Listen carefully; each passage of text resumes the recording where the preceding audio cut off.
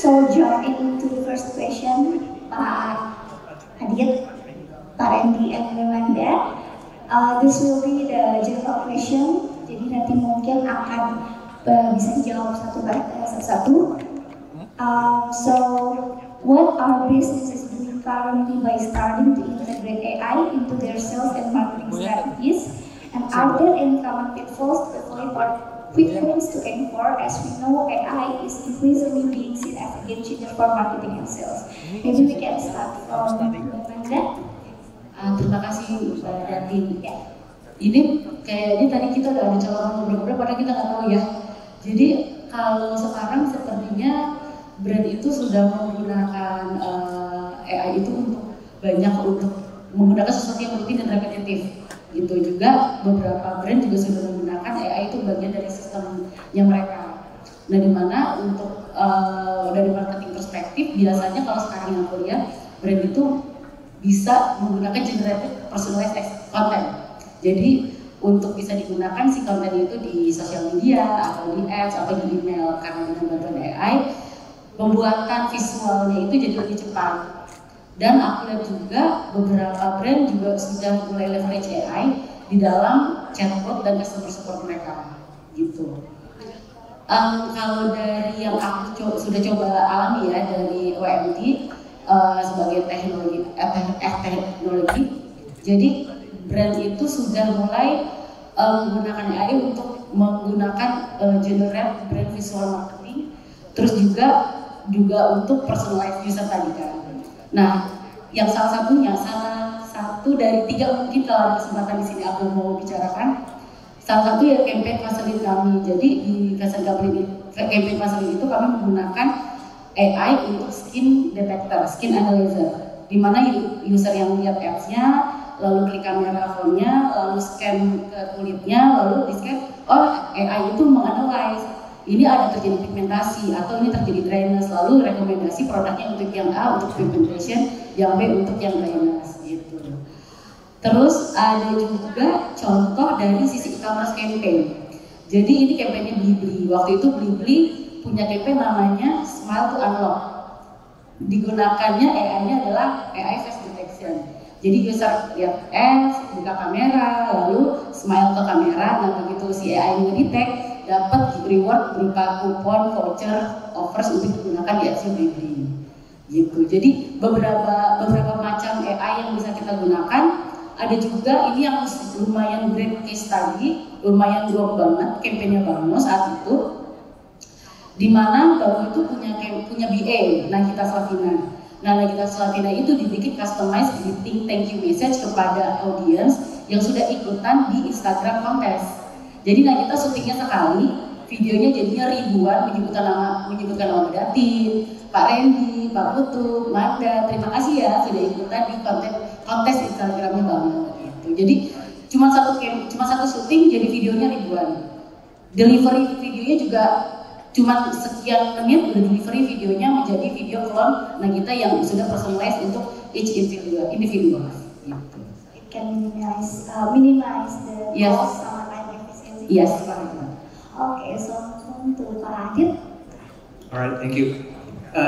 Mungkin sedikit perkenalan, saya Adit dari Alpha. Alpha itu adalah lifestyle mobility solution.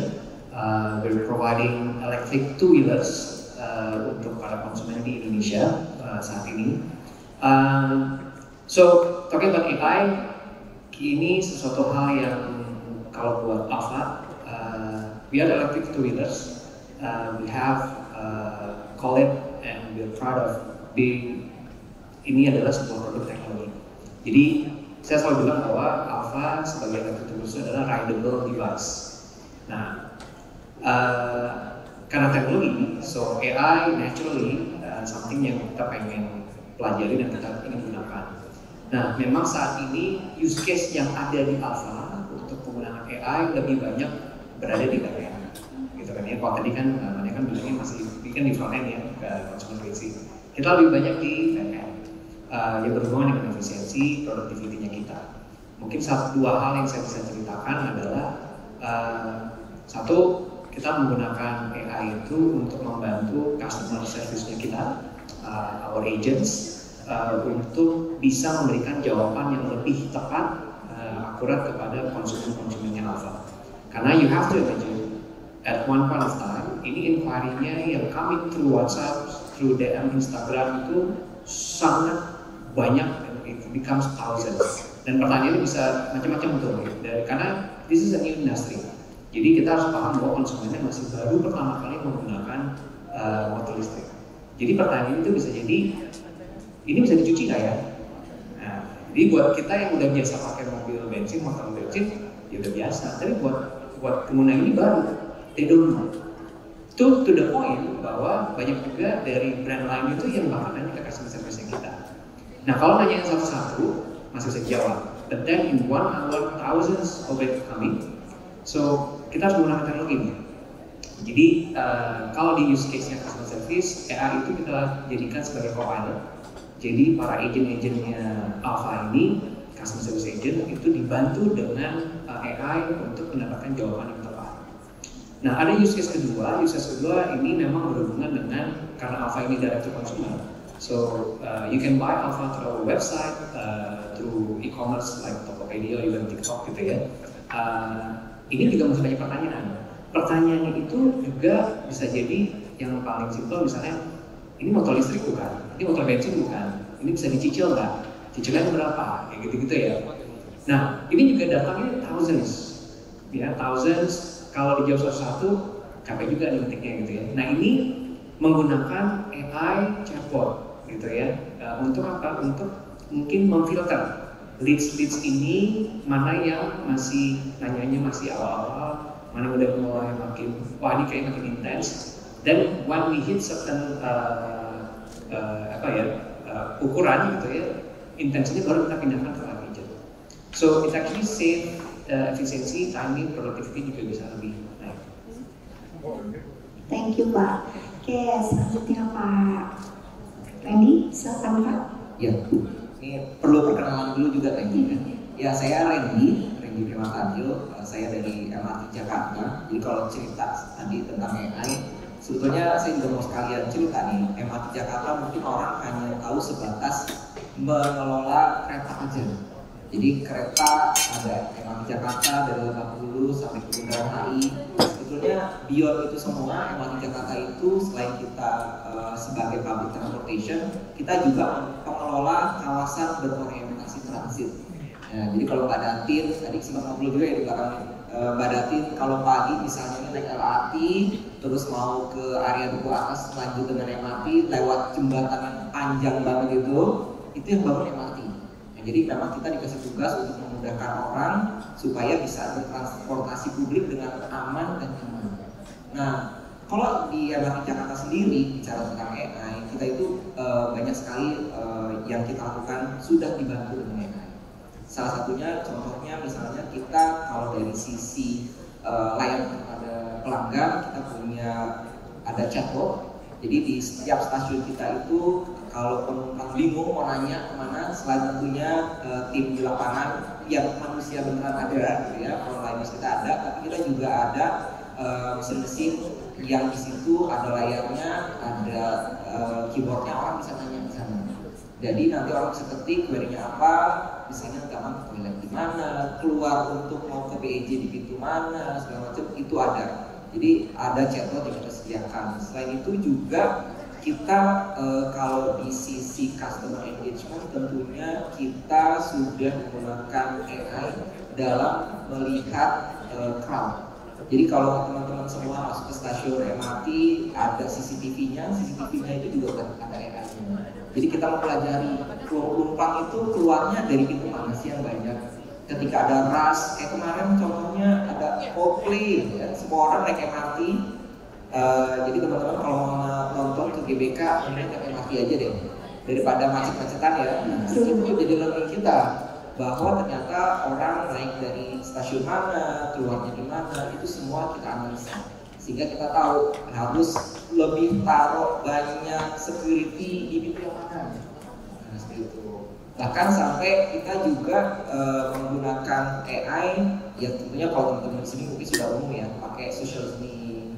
Jadi kalau ada teman-teman atau dari netizen yang naruh sesuatu tentang MRT di sosial medianya, we hear you. Ngomong di sosial media, aduh MRT ini misalnya ternyata kok nggak ada convenience store ya di stasiun yang ini, kita dengerin itu. Kita akan analisa dan melihat kalau memang ada kebutuhan seperti itu, kita dari tim bisnis akan provide itu semua. Tambahan sedikit juga, dari sisi tadi customer engagement, kita juga dari sisi advertising, kita sudah pakai programmatic untuk digital out of home yang ada di areanya MRT dan di dalam stasiun MRT. Jadi memang kita sangat embrace pemanfaatan AI dalam aktivitas di MRT Jakarta. Very interesting. Okay, thank you Pak Randy. Kita move on to the next question. Jadi ini agak a bit specific, so I'll ask different question for each one of you. Mungkin starting dari Pak Adit dulu ya, gantian ya. Okay, as of August 2024 nih Pak, population of electric motorcycle itu kan udah mulai banyak gitu ya. Di sini totalnya udah sampai 130.000 units.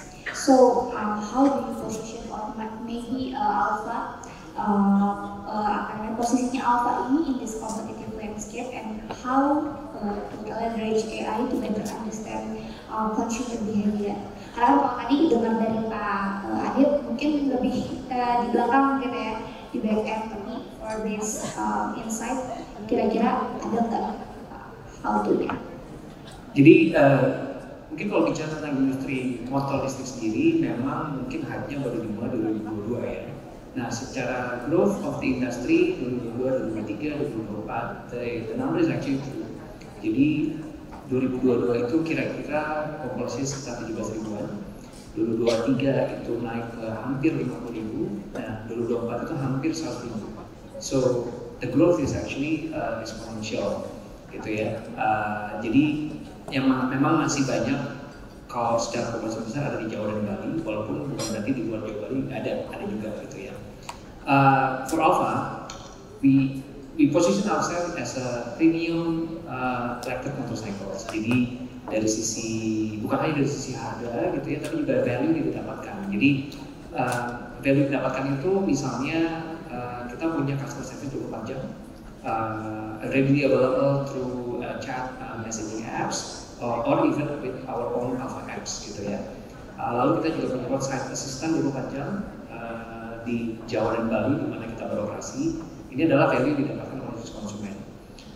Dari sisi produknya sendiri, kita memang punya kemampuan yang sama dengan motor konvensional.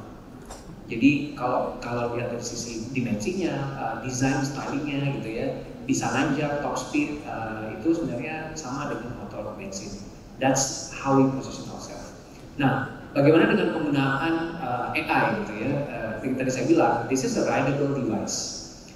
Satu hal yang kita sedang bangun jaringan charging station untuk motor. Ya, sedikit berbeda dengan passenger car. Passenger car itu satu dunia punya standar. Charging station ada CCS 1, CCS 2, CCS 5. Di motor satu dunia punya standar. So, but then I see this as an opportunity. Pada saat kita standar, let's introduce the standard yang Alpha standard.